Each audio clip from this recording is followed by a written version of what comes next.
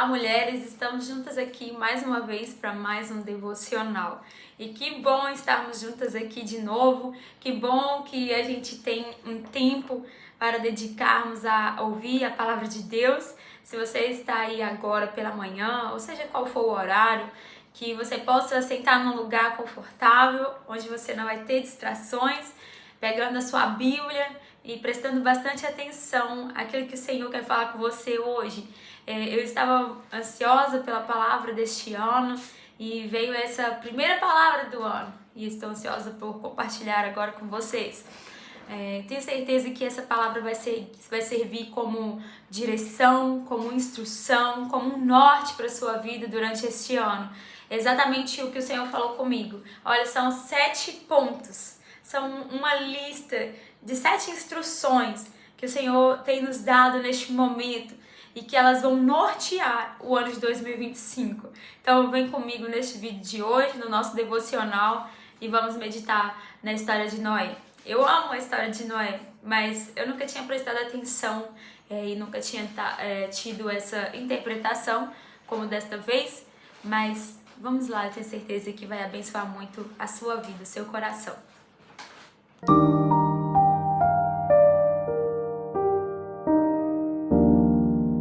Então vamos lá. Antes de começar, eu quero me apresentar. Meu nome é Maria e aqui neste canal eu tenho como finalidade falar da palavra de Deus. Esse é o meu objetivo, essa é a minha vocação, o meu chamado e eu amo fazer isso. Amo falar da palavra de Deus e é maravilhoso que Deus nos conecta a pessoas que também são apaixonadas pela palavra dele. É o que acontece aí com você deste outro lado da tela. Bom, sem mais delongas, abra sua Bíblia em Gênesis capítulo 5, versículo 32. Vou abrir a minha Bíblia aqui, enquanto você também procura. Gênesis capítulo 5, versículo 32. Nós vamos ler vários versículos, então permaneça com a sua Bíblia aberta e a gente vai meditando ao longo da história de Noé dentro da Bíblia. Ok? Gênesis 5, versículo 32 está escrito assim. Eu tô lendo a NVT, tá? Essa é a minha tradução. E aí está escrito: depois que completou 500 anos, Noé gerou 3 filhos, que é Sem, Cam e Jafé. Bom, esses são os 3 filhos de Noé.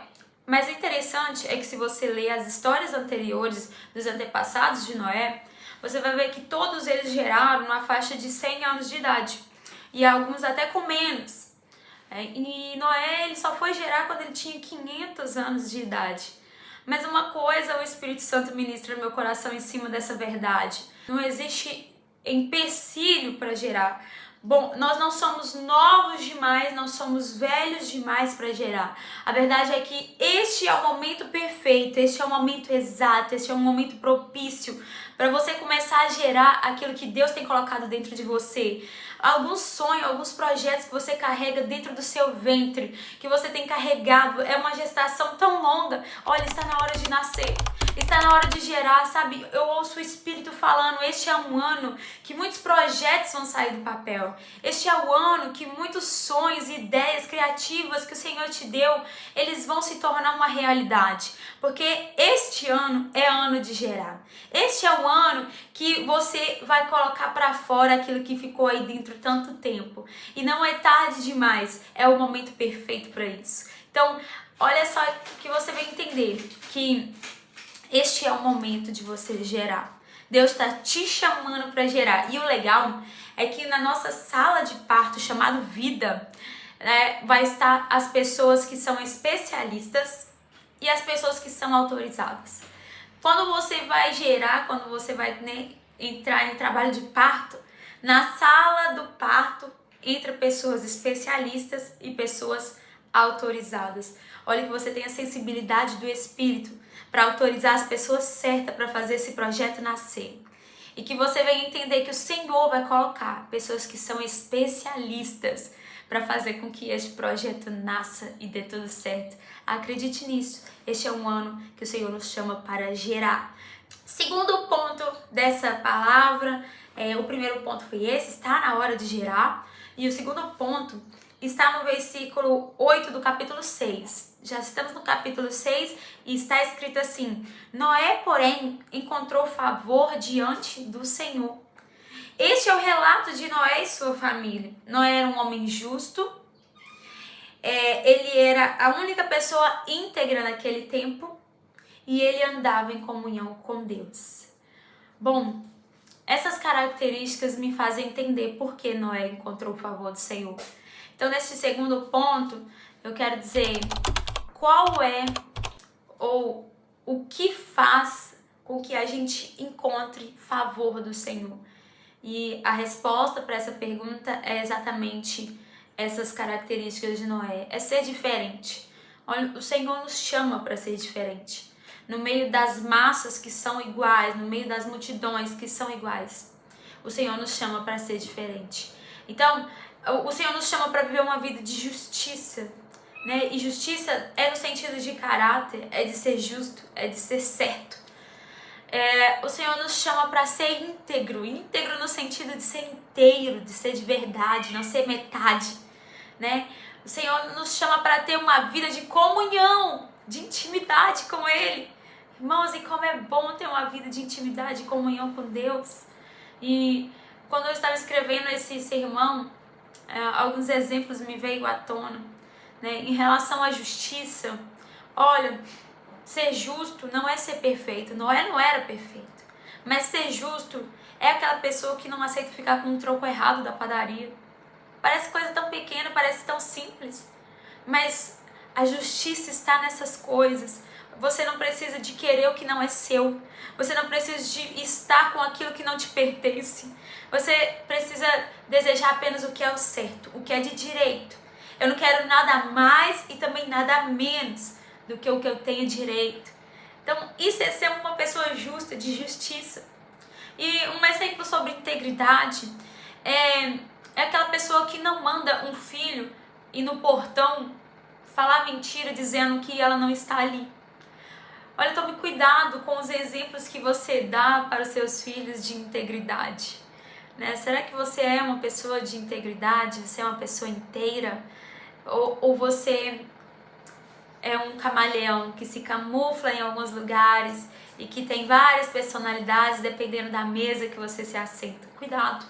O Senhor nos chamou para ser íntegro, para ser inteiro em todos os lugares, em todas as mesas, em todos os ambientes.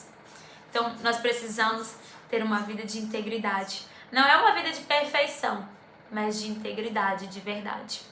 E aí, um exemplo a respeito da intimidade, da comunhão com Deus, eu estava pensando, a gente não precisa mascarar quem nós somos para Deus.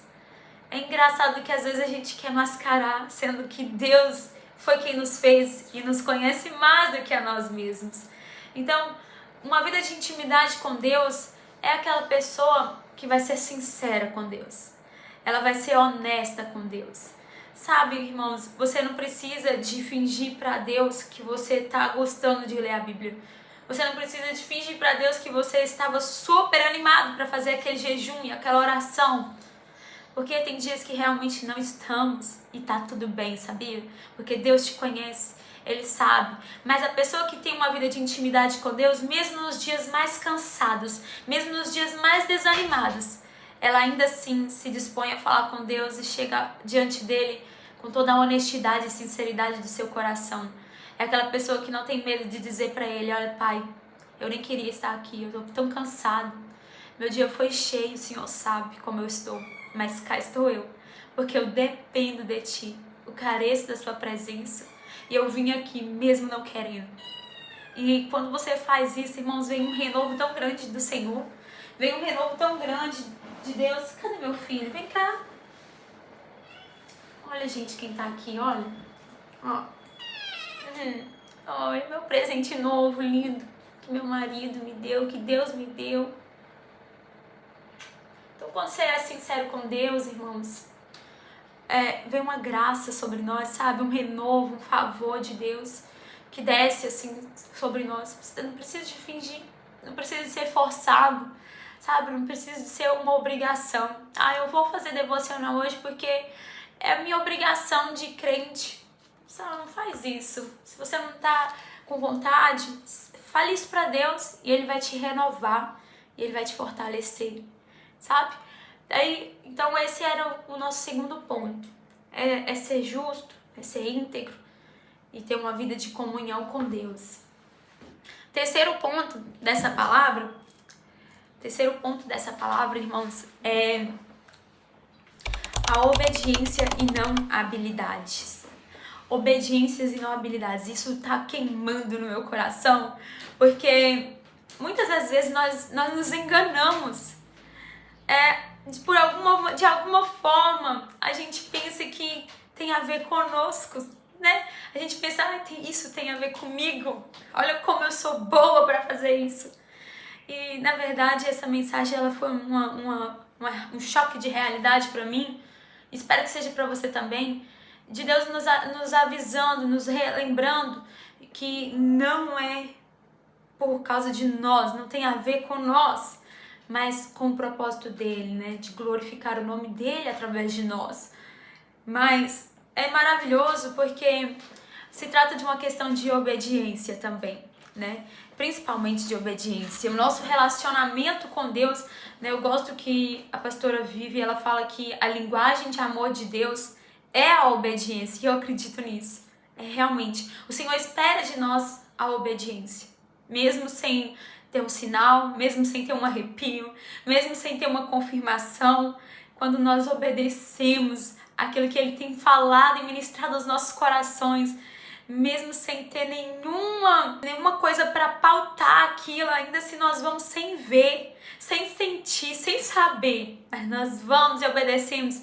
Isso agrada tanto o coração de Deus, né? E aí, no capítulo 6 ainda, no versículo 14, a ordem de Deus é para Noé: construa uma arca. Eu vou te dar aqui todas as diretrizes para você construir, eu vou te dar todas as instruções para você construir, mas o maravilhoso é que o Senhor chama Noé para construir, como Ele tem chamado a mim e a você para construir, não pelas nossas habilidades, mas pela nossa capacidade de obedecê-lo. Olha, quando Deus chamou Noé, Ele não olhou se Noé ele tinha um curso de arquitetura ou se Noé tinha um curso de engenharia. Ele não olhou para as habilidades de Noé. Ele olhou para o coração que estava disposto a obedecer. Do mesmo modo, o Senhor nos chama e olha o nosso coração. E se ali houver uma disponibilidade de obedecer, então nós somos alistados, então nós somos convocados. E Ele nos entrega os projetos dele para serem construídos. E sabe, os projetos de Deus vão ser grandes, né? Talvez Noé olhou para aquele projeto que estava no papel e ele olhou aquilo e pensou: nossa, meu Deus, isso é muito grande para mim, isso é muito grande para eu construir. Então, Noé pode ter pensado: mas esse projeto é grande demais para mim. Eu não tenho condições de construir isso. Mas sabe, o Senhor vai entregar projetos nas tuas mãos. Embora você vá pensar que eles são grandes demais para você, Deus já sabe que você vai ter condições de cumprir aquele projeto, porque você tem condições de obedecer. Quando somos obedientes, o Senhor vem com graça e nos capacita para construir aquelas grandes obras que Ele tem nos confiado. Então, irmãos, que você venha entender que não é sobre a sua habilidade, mas sim sobre a nossa obediência. Isso é maravilhoso. Isso é maravilhoso, gente. Vamos lá, vamos pro quarto ponto agora. O quarto ponto é o firmamento da aliança. Você vai ver no versículo 18, ainda no capítulo 6, que o Senhor firma uma aliança com Noé. E o firmamento de uma aliança entre Deus e o homem está pautado na fidelidade de Deus para com o homem e na obediência do homem para com Deus. Então o Senhor nos chama para sermos aliançados com Ele.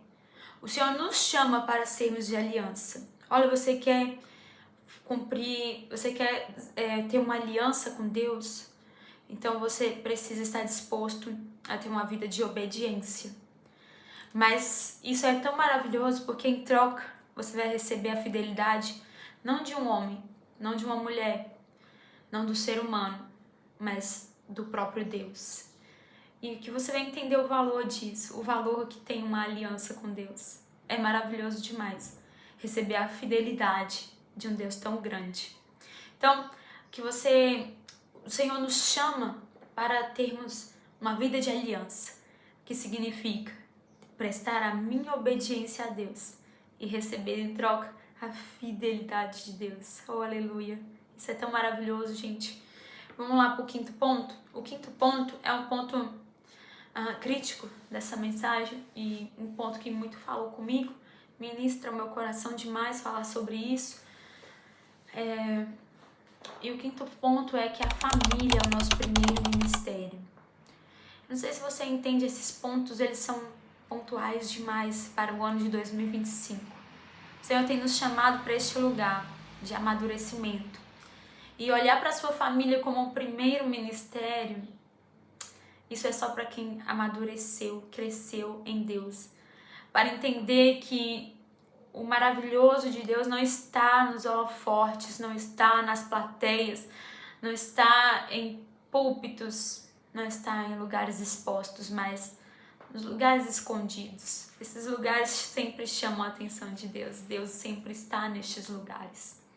E olhar para a família como o primeiro ministério, isso é maravilhoso, porque a Bíblia vai ter alguns exemplos de versículos e histórias que vão deixar claro que o homem que não for aprovado, a mulher que não for aprovada no cuidado do lar, no cuidado da família, esta pessoa não está pronta para cuidar da obra de Deus. Então, se você não está aprovado por Deus dentro da sua casa, saiba que você não vai ser aprovado por Deus nos altares ou em outros lugares. A Bíblia diz também que aquele que não cuida dos seus é pior do que o descrente. Ou seja, é pior do que aquela pessoa que nem confessa Jesus como Salvador.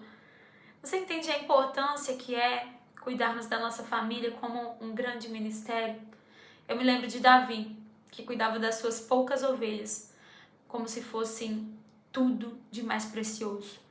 E a nossa família, a nossa casa é este nosso pequeno rebanho, que para algumas pessoas pode parecer que não tem valor nenhum, mas é o nosso bem mais precioso. É aquilo que Deus confiou nas nossas mãos, na nossa responsabilidade. É o nosso primeiro rebanho, as nossas primeiras almas a serem ganhadas para Jesus. Por isso, tamanha importância de você ganhar a sua família. Eu imagino que graça tem você ganhar o mundo inteiro e não conseguir ganhar os da sua própria casa. E não conseguir ganhar as pessoas que você realmente ama. Né? Que aquela promessa, eu e minha casa serviremos ao Senhor, possa ser uma realidade dentro do seu lar. Mas para isso, você precisa olhar para a sua família como o seu primeiro ministério. E isso vai requerer de você fazer da sua casa, da sua família, uma prioridade. Você já viu que tem pessoas que elas tratam muito melhor as pessoas de fora? Elas são mais prestativas para as pessoas de fora? É porque ela ainda não entendeu que a melhor versão dela deve ser para a família dela. O melhor tratar, a melhor maneira de falar, de agir, deveria ser para a família dela. Olha que você vai entender isso neste ano. E não ser enganado pela religião, que quer apenas dividir famílias, afastar famílias. E eu vejo que é uma grande obra de Satanás a divisão das famílias, a destruição das famílias. O diabo também tem trabalhado neste tempo para que famílias nem sejam mais formadas. Nós conversávamos a respeito dessa palavra e paramos para pensar, olha, antes tinha casamentos para a gente ir todo final de semana. Se você parar para pensar no ano passado, quantos casamentos você foi, talvez dê para contar nos dedos de uma mão. E isso é crítico, irmãos. Isso é crítico, irmãos, porque o diabo tem trabalhado para destruir a família, que é um projeto lindo de Deus. A família é um projeto de Deus. Que você venha entender isso e realmente dar o valor que é merecido para sua família. E cuidar da sua família como se você estivesse cuidando do próprio Deus. A Bíblia também vai dizer, olha, tudo o que fizeres, faça como se estivesse fazendo para mim. Quando você estiver cuidando da sua casa, lavando aquelas roupas, ou lavando aquelas louças, ou arrumando as crianças para a escola, seja lá o que for, que você venha lembrar que aquilo que você está fazendo para o próprio Deus. E daí você vai dar o seu melhor. Daí você vai ter uma família regada de amor, de honra. É isso que nós precisamos fazer. Vamos lá para o 6º ponto. Estamos terminando. Vão ser 7 pontos. Estamos agora no 6º. E no 6º ponto nós já vamos para o capítulo 8. O versículo vai ser o 7 e o 8. E está escrito assim, ó: E soltou um corvo que ia e voltava até as águas do dilúvio secarem sobre a terra. Noé também soltou uma pomba para ver se as águas tinham baixado e se ela encontraria terra seca. Nesse contexto, Noé está dentro da arca, esperando as águas do dilúvio baixar. A Bíblia vai dizer que choveu 40 dias, mas a Bíblia vai dizer que demorou mais de um ano para as águas do dilúvio secar. Então, Noé estava ali naquele tempo de espera. E daí ele teve uma estratégia. Ele decidiu soltar um corvo.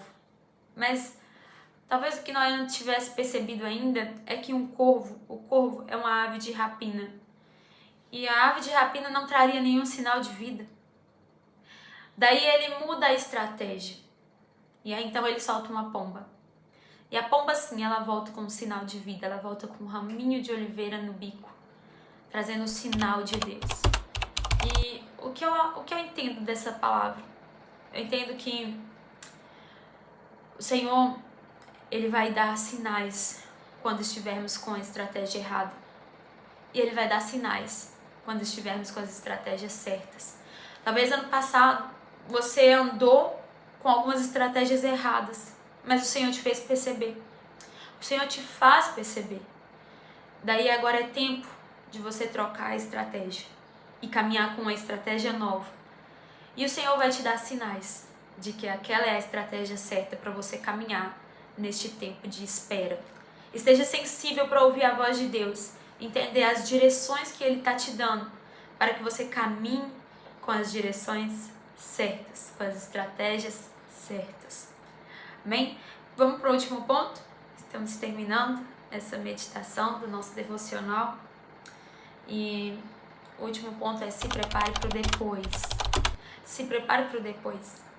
É maravilhoso. Nós vamos ler aqui, ó, em Gênesis, o capítulo ainda é o 8, não, capítulo 9, desculpem.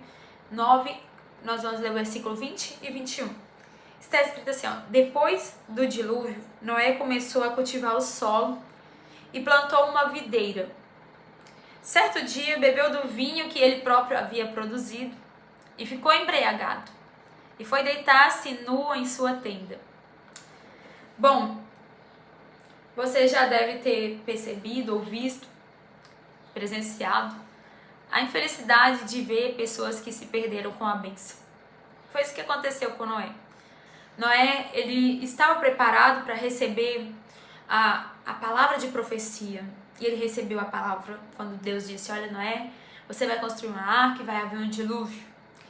Noé estava preparado para o cumprimento daquela profecia, pois ele estava dentro da arca no dia do dilúvio.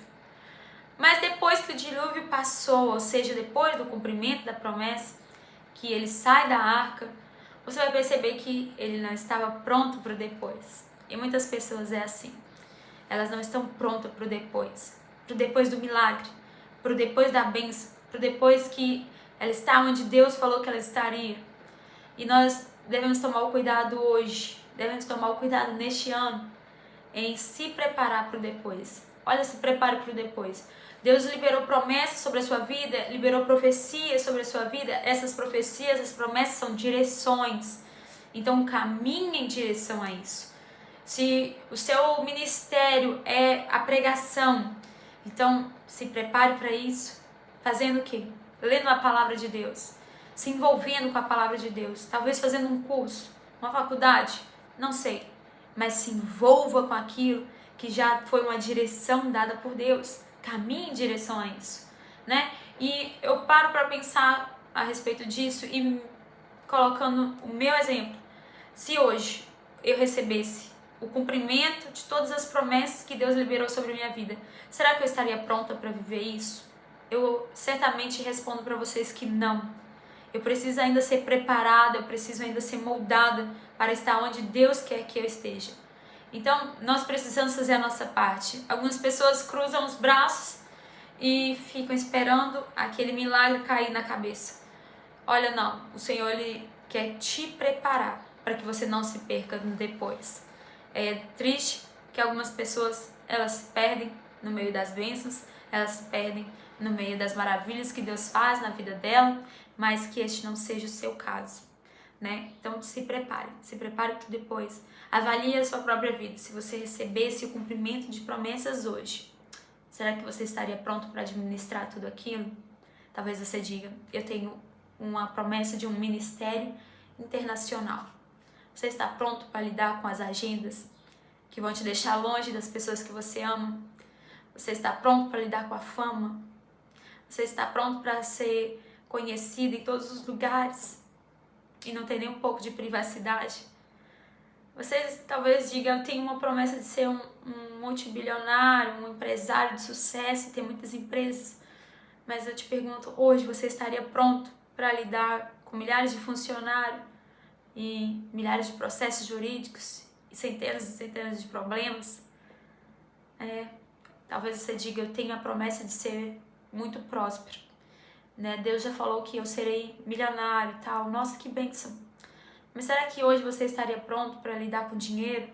Será que você estaria pronto hoje para lidar com milhões? Você saberia administrar isso? Então, irmãos, é por isso que muitas vezes o Senhor não libera as promessas ainda, não libera o cumprimento delas ainda sobre nós, porque Ele sabe que se libera hoje, talvez a gente se perca. Então, que você venha se preparar e pedir ao Senhor, olha, Deus, me capacita para viver aquilo que o Senhor já disse que eu viverei. Me capacita para que eu não me perca no meio das bênçãos. Bom, eu acho que era isso, pessoal. Chegamos ao final do nosso devocional de hoje. E que você seja abençoado com essa palavra. Se você puder, liste os 7 pontos. Os 7 pontos dessa palavra. Porque são 7 direções, 7 nortes para o ano de 2025. Que Deus te abençoe com essa palavra. Que você seja muito abençoado. E que este ano seja um ano de grandes maravilhas de Deus na sua vida, tá bom? Um beijo no seu coração e até o próximo devocional.